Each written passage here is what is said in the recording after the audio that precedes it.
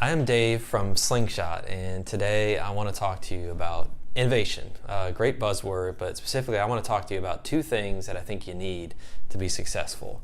The first one is what everybody knows, right? You have to be bold. If you want to be innovative, you have to have this great idea. It's got to be disruptive. It's got to be great.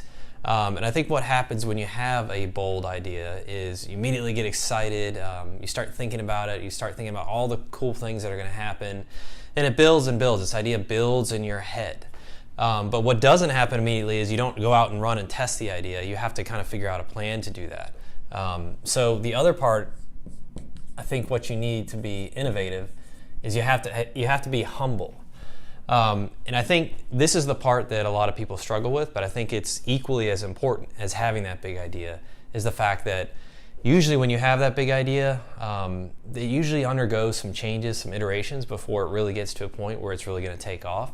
And if you don't have this, you can't always recognize that. So at Slingshot, we do a lot of testing of ideas, and we try to keep this part in mind. So when we come across a bold idea and we get it out in front of people, we can kind of learn where do we need to change it, where do we need to shift, what do we need to do to take that idea to the big next level.